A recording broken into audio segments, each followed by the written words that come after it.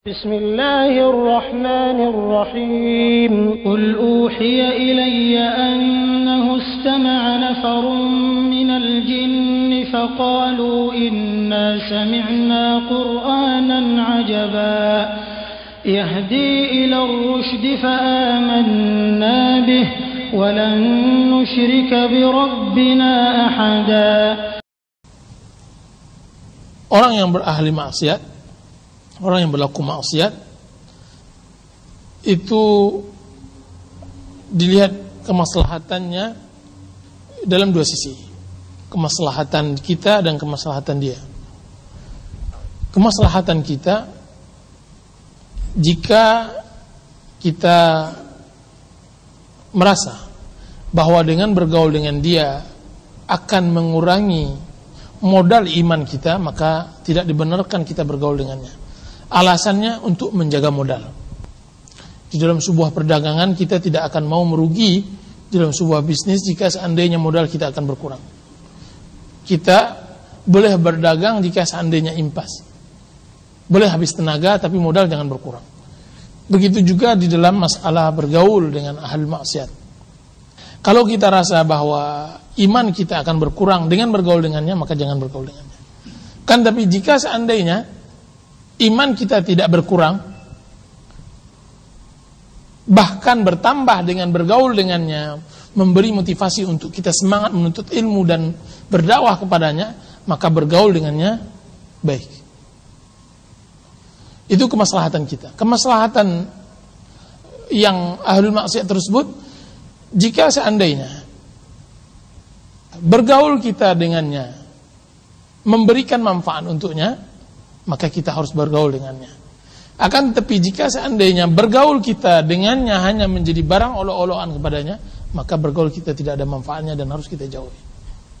Nah, itu kiat di dalam bergaul kepada ahlul maksiat. Cuma di dalam bergaul dengan orang-orang yang berlaku maksiat ini memang mempunyai cara dan metode. Itu semuanya butuh pelajaran dan pengalaman. Butuh pelajaran dan pengalaman. Nah, saya mengenal beberapa orang-orang yang memang Allah khususkan mereka ini pandai bergaul. Berapa waktu dia bergaul, dia sudah bisa merubah, mengeset orang tersebut menjadi orang yang baik. Di saat ada seseorang memang tipenya memang kurang pandai bergaul, ketika dia terjun ke masyarakat, dia memang tertutup dan semacamnya. Seharusnya bagi seorang muslim, apalagi dia sebagai orang yang membawa kebenaran, secara umum dia tidaklah menutupi dirinya. Dia harus pandai bergaul dengan masyarakat. Akan tetapi bergaul dengan belajar. Nah, ini yang harus, mungkin kita butuh waktu-waktu untuk belajar bagaimana bergaul dengan yang baik dengan masyarakat. Karena secara umum dengan ilmu yang kita dapatkan, ini yang memang berbeda dengan ilmu bagi kebanyakan masyarakat. Dengan kondisi yang kita rasakan berbeda dengan kondisi kebanyakan masyarakat, memang membuat seseorang ingin menjauh dari masyarakat.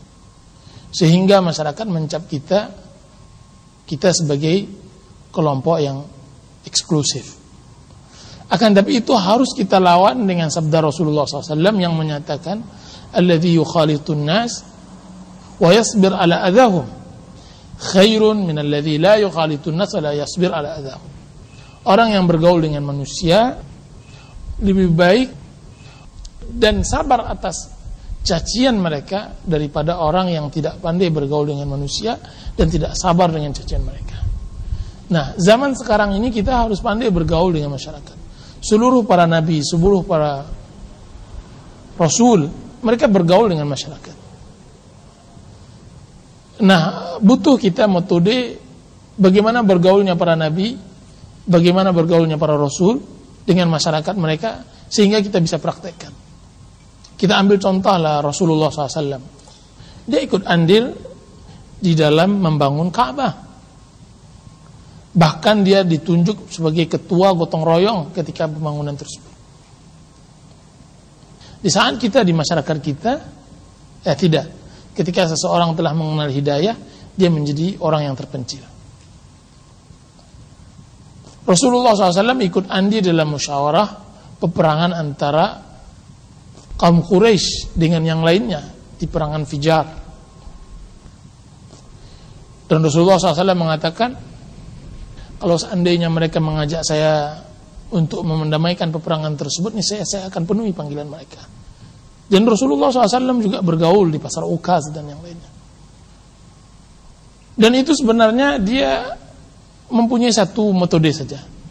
Kalau seandainya di dalam berbisnis, dalam berusaha, kita bisa bergaul dengan masyarakat, kenapa di dalam dakwah kita tidak bisa bergaul dengan masyarakat?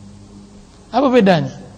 Kalau seandainya di dalam usaha kita bisa mengambil hati mereka, kenapa di dalam berdakwah kita tidak bisa mengambil hati mereka?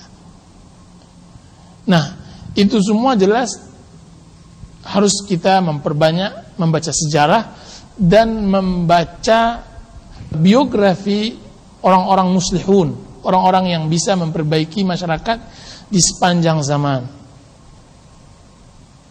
Baca sejarah para mujaddidun, orang-orang pembaharu Islam. Baca sejarah Syekhul Islam Muhammad bin Wahab, Syekhul Islam Ibnu Taimiyah. Baca orang-orang yang muslih di negeri kita. Kenapa mereka berhasil, kita tidak berhasil? Itu saja.